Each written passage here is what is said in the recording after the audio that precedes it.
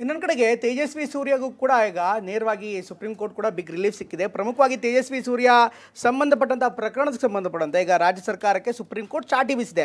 ಒಂದು ಕಡೆಗೆ ಮೂಡಾ ಪ್ರಕರಣದಲ್ಲಿ ಕೇಂದ್ರ ಸರ್ಕಾರಕ್ಕೆ ಚಾಟಿ ಬೀಸಿದ್ರೆ, ಇನ್ನು ತೇಜಸ್ವಿ ಸೂರ್ಯ ಪ್ರಕರಣದಲ್ಲೂ ಕೂಡ ಸುಪ್ರೀಂ ಕೋರ್ಟ್ ರಾಜ್ಯ ಸರ್ಕಾರಕ್ಕೆ ಚಾಟಿ ಬೀಸಿದೆ. ನಕಲಿ ಸುದ್ದಿ ಹಬ್ಬಿಸಿದ ಪ್ರಕರಣಕ್ಕೆ ಸಂಬಂಧಪಟ್ಟಂತೆ ತೇಜಸ್ವಿ ಸೂರ್ಯಗೆ ರಿಲೀಫ್ ಕೂಡ ಕೊಟ್ಟಿದೆ.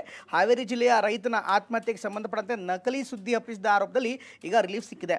2024 ನವೆಂಬರ್ 7ರಂದು ತೇಜಸ್ವಿ ಸೂರ್ಯ ವಫ್ನಿಂದ ನೋಟಿಸ್ ನೀಡಿದ ಕಾರಣ ರೈತ ಆತ್ಮಹತ್ಯೆ ಮಾಡಿಕೊಂಡಿರೋದಾಗಿ ಪೋಸ್ಟ್ ಒಂದನ್ನು ಮಾಡಿದ್ರು.